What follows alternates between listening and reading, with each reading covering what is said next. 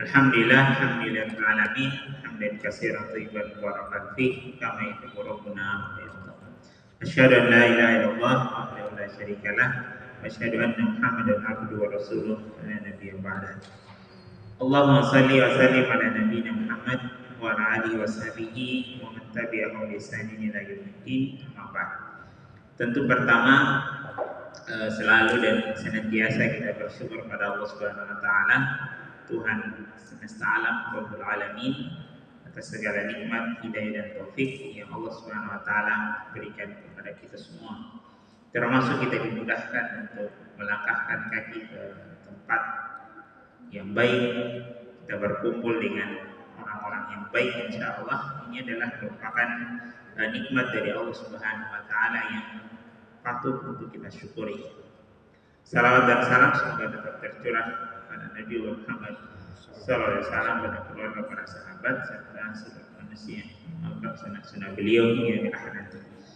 Bapak Ibu jamaah sekalian yang dirahmati Allah Subhanahu wa taala, sebagaimana yang disampaikan pada pertemuan kita di bulan yang lalu, bahwa harapannya di pertemuan kali ini kita lebih banyak ke dialog interaktif. Namun mungkin sebagai pengantar kami ingin menyampaikan beberapa materi yang itu mungkin secara umum bisa menambah pemahaman kita terhadap kehidupan ini. Hadirin jamaah sekalian yang dirahmati Allah Subhanahu wa taala, bahwa di dalam kehidupan dunia ini kita itu akan senantiasa mendapatkan ujian. Ya, jadi dalam dinamika kehidupan kita, pergantian waktu, rutinitas, aktivitas yang kita jalani setiap hari, itu sejatinya adalah ujian dari Allah Subhanahu wa taala. Dan Allah Subhanahu wa taala, Bapak Ibu sekalian, menguji kita itu dengan dua hal. Dua hal yang menjadi pokok dari ujian. Walaupun kalau kita sebutkan bagian-bagian ini banyak. Tetapi pokoknya itu dua. Yang pertama, Allah Subhanahu wa taala menguji kita dengan perintah. Ya. Kemudian yang kedua, Allah Subhanahu wa taala menguji kita dengan larangan. Ini perkara pokok. Perintah dan larangan kalau kita jelaskan, jabarkan lebih dalam, tentunya banyak variasinya. Tapi pada intinya, Allah Subhanahu wa taala dalam dinamika kehidupan kita di dunia ini itu menguji kita dengan dua hal pokok tersebut. Apakah itu perintah ataupun larangan. Nah, jamaah sekalian yang dirahmati Allah Subhanahu wa taala, di dalam perintah ada yang kita kenal dengan wajib. Ya, perkara-perkara yang diwajibkan oleh Allah Subhanahu wa taala. Dan ini penekanannya harus. Penekanannya harus, tidak boleh tidak. Karena ada konsekuensi bahwa ketika seseorang meninggalkannya maka dia akan mendapatkan dosa. Ada juga perintah yang penekanannya tidak mesti, tidak harus, untuk menambah kalau bahasa sederhananya, yaitu dengan ibadah sunnah. Nah, jamaah sekalian yang dirahmati Allah Subhanahu wa taala, seringkali kita mendengar di khutbah Jumat, khatib itu membacakan ayat, ya ayyuhalladzina amanu taqullaha haqqa tuqatih. Wahai orang-orang yang beriman, bertakwalah kepada Allah haqqa tuqatih, dengan takwa yang sebenar-benarnya. Nah, apa itu takwa yang sebenar-benarnya, Bapak Ibu jemaah sekalian? Takwa yang sebenar-benarnya tadi adalah tidak hanya mencukupkan pada perkara yang wajib saja, tapi dia harus menambah. Ya, karena yang wajib itu dia standar. Jadi kalau kita cerita sholat 5 waktu itu sudah standarnya memang seperti itu. Tapi ketika kita menambah dengan rawatib, dengan sholat duha, dengan sholat tahajud dan yang lainnya, maka itu kita akan menuju ke sana hak tuqatih tadi. Makanya kalau kita baca sejarah, para sahabat itu tidak hanya mencukupkan dengan yang wajib. Semua sahabat itu mereka melaksanakan ibadah-ibadah yang sunnah. Oleh karena itu, hak tuqatih ini dapat kita raih dengan menjaga yang wajib, jangan sampai ada lalainya, dan merutinkan yang sunnah.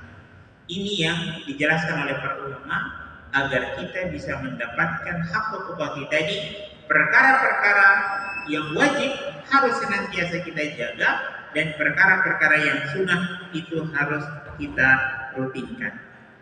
Nah, jamaah sekalian, seringkali kita mendengar orang bilang seperti ini, akan hanya sunnah. Kalau saya tinggalkan juga tidak apa-apa, tidak juga ada dosanya. Benar.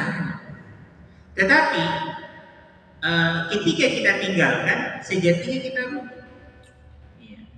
Kan ini dulu kita diberikan penjelasan, kalau sunnah itu dikerjakan dapat pahala, kalau ditinggalkan tidak apa-apa. Benar juga, tapi kurang tepat. Iya. Yang tepat itu, sunnah itu dikerjakan dapat pahala, ditinggalkan rugi. Ya, gitu. Itu yang tepat. Ya. Walaupun memang ini tidak apa-apa kalau kita tinggalkan, karena tidak ada konsekuensi dosa. Tapi ketika kita tinggalkan, rugi kita. Iya, tidak dapat kebaikan. Kita dicekoki dengan pemahaman ditinggalkan tidak apa-apa, akhirnya bawaannya apa? Nah, tidak ada konsekuensinya, dan juga saya tidak sholat duha, nah apa-apa kan juga tidak dihukum. Kenapa? Karena bukan wajib, tidak ada sholat tidak apa-apa. Iya, memang tidak apa-apa, tapi di sisi lain kita rugi. Kita rugi. Nah, ini hak hukuk tadi, kita menjaga yang wajib dan merutinkan yang sunnah. Nah, jamaah sekalian yang dirahmati Allah Subhanahu wa taala, selain perintah ada larangan. Kan sering orang bilang, kenapa Kak kita tidak boleh begini? Harus begitu. Begini boleh, begini tidak boleh. Kita harus diatur-atur. Tidak hidup bebas saja. Makanya orang-orang ateis, orang-orang yang tidak beragama, mereka menganggap yang perintah dan larangan ini mengekang kebebasan mereka. Liberal lah, kalau kita bahas sekarang liberal. Orang-orang yang menganut paham liberal, mereka tidak mau diikat dengan adanya syariat. Kan ini logika yang tidak bisa kita terima. Kita hidup saja di desa ada aturannya. Kita hidup di mana saja pasti ada aturan. Kita naik ferry ada aturannya. Kita bawa motor ada aturannya. Bawa motor. Nah, bagaimana kemudian kita mau menghindar dalam kehidupan dunia ini? Kita tidak mau diatur. Tidak bisa. Ya, oleh karena itu jemaah sekalian yang dirahmati Allah Subhanahu wa taala, maka ada perkara-perkara yang itu boleh kita lakukan dan juga tidak boleh kita lakukan. Nah, ini semua adalah merupakan ujian dari Allah Subhanahu wa taala. Maka perintah itu adalah ujian, larangan itu juga adalah ujian. Pertanyaannya, untuk apa kita diuji? Ya. Untuk apa kita harus diuji? Kan ujian ini lumrah, kita mau masuk SMP ada ujian, masuk SMA ada ujian, mau mendapatkan sesuatu juga ada ujian, sebenarnya lumrah. Ya. Nah, jamaah sekalian, fungsi dari ujian sebagaimana yang Allah sebutkan dalam Al-Quran, dalam Quran surat Al-Ankabut, di awal-awal surat Al-Ankabut ayat 2 ayat 3 kan. Allah mengatakan, ahasiban nasu ayatraku ayyaqulu amanna wa hum la yaftanun. Apakah manusia mengira bahwa mereka itu dibiarkan beriman, akan dibiarkan beriman tanpa diuji? Kadang-kadang orang memiliki persepsi bahwa saya beriman tapi saya tidak mau diuji. Tidak bisa. Konsekuensi dari keimanan itu harus diuji. Itu sunatullah, tidak bisa kita menghindar. Sunatullah, orang-orang yang beriman pasti diuji. Ya, pasti diuji. Tidak bisa. Karena Allah mengatakan, apakah mereka akan mengatakan dirinya beriman sebelum mereka diuji? Tidak bisa. Konsekuensi keimanan harus dengan ujian. Nah, ujian itu adalah perintah dan larangan tadi, atau bahasa sederhananya syariat. Allah turunkan syariat sebagai ujian. Untuk apa? Allah sambung di ayat selanjutnya. Ya, bahwa dengan adanya ujian tersebut kata Allah, walaqad fatanna allazina min qablihim fala ya'lamanna Allahu allazina shadaqu wa la ya'lamanna al-kadzibin. Nah, ujian ini kata Allah Subhanahu wa taala tujuannya adalah supaya nampak jelas. Walaupun sebenarnya Allah tahu, Allah tidak ada yang tersembunyi baginya. Tapi untuk memperjelas dari pandangan, penilaian dan juga dinamika kehidupan supaya jelas apanya, siapa yang jujur dengan imannya dan siapa yang dusta dengan keimanannya. Nah, itu fungsi dari ujian, sehingga keimanan itu tidak sekedar hanya perkataan, tetapi pembuktian. Itu fungsi dari ujian. Makanya kita diuji. Setiap hari kita harus sholat 5 waktu. Di bulan Ramadan kita harus puasa. Apalagi yang mampu naik haji, yang mampu bayar zakat, kan ujian semua ini. Apalagi banyak ujian. Kita tidak boleh berkata-kata yang buruk. Kan ujian semua ini. Kita tidak boleh menzalimi, tidak mengambil hak yang bukan hak kita. Ini semua ujian. Untuk tadi pembuktian, apakah kita benar-benar beriman kepada Allah Subhanahu Wa Taala atau tidak? Iya. Saya kadang bilang ke anak-anak kalau di sekolah, saya bilang kalian ini di sekolah atau di rumah, di mana saja kalian diuji terus. Jangan pikir diuji itu nanti disodorkan soal. Soal ini jawab 10 nomor. Jangan kita memahami ujian hanya seperti itu. Terlalu sempit kalau kita memahami ujian, kita harus suruh jawab soal. Seringkali kita bisa menjawab soal-soal dalam bentuk nomor-nomor, tapi kita tidak bisa menjawab soal-soal kehidupan. Gitu. Maka kehidupan kita itu ujian. Misalnya kita di sekolah, kita diuji siapa yang bagus kata-katanya, siapa yang bagus nanti berinteraksi dengan temannya, kita diuji itu. Nanti ketahuan misalnya hari ini hari Rabu tanggal 6. Diuji siapa yang hari Rabu tanggal 6 ini kita yang bagus kata-katanya, siapa yang bagus interaksinya dengan temannya, siapa yang kalau dia bersalah dia minta maaf, siapa yang ketika ada yang minta maaf dia bisa maafkan. Kan ini semua itu. Nah ini kemudian yang harus kita pahami Bapak Ibu jamaah sekalian yang dirahmati Allah Subhanahu Wa Taala. Nah lebih jauh karena kita manusia maka kita diuji sama statusnya dengan jin. Makanya kita di Al-Quran itu kan sering kita mendapati jin dengan an-nas, minal jinnati wan nas, jin dan manusia. Nah jin dan manusia ini diuji. Beda dengan malaikat. Kalau malaikat tidak ada ujian. La ya'suna Allah ma amarahum wa yaf'aluna ma yu'marun. Itu malaikat itu. Malaikat tidak bermaksiat ya karena memang fungsinya tidak untuk diuji. Lain kita dengan manusia. Kalau manusia kita diuji, ada perintah, ada larangan, kita diuji. Makanya sekalian yang dirahmati Allah Subhanahu Wa Taala. Nah kemudian orang-orang yang tidak bisa menapaki kehidupan di dunia ini atau lulus dari ujian di akhirat, pasti mereka merugi. Ya pasti mereka merugi. Orang-orang yang tidak bisa lulus ujian dalam kehidupan, atau kita menyebutnya yang orang-orang kafir, orang munafik dan seterusnya. Nah di akhirat orang-orang yang tidak bisa menjalani ujian ini, mereka akan berandai, walaupun andai-andai ini sesuatu yang mustahil untuk terjadi karena tidak mungkin lagi. Apa yang mereka andai-andaikan? Orang-orang kafir di akhirat mereka berandai yang pertama, mereka didahulu di dunia mereka orang-orang muslim. Dan orang muslim itu kan pasti jalan perintah dilakukan, larangan ditinggalkan, kan begitu. Maka mereka mengatakan rubama yawadul ladzina kafaru law kanu muslimin. Orang-orang kafir di akhirat mereka berandai sekiranya dahulu mereka di dunia itu adalah seorang muslim yang bisa melaksanakan perintah dan juga menjadi larangan. Bisa lulus ujian lah kalau bahasa sederhananya. Apalagi yang mereka andai-andaikan? Yang mereka andai-andaikan adalah sekiranya dahulu di dunia, sekiranya mereka bisa dihidupkan kembali di dunia untuk menjalani ujian itu. Iya. Rabbana zalamna anfusana, ya bukan. Rabbana absarna wa sami'na farji'na. Kami sudah dengar, kami sudah lihat, kembalikanlah kami ke dunia. Itu yang mereka andai-andaikan, sekiranya mereka bisa kembali ke dunia, na'mal sholihan agar mereka bisa beramal soleh. Nah, ternyata itu tidak bisa dipenuhi karena memang tidak mungkin. Maka mereka berandai kalau sekiranya mereka mati. Apa mereka katakan? Gimana?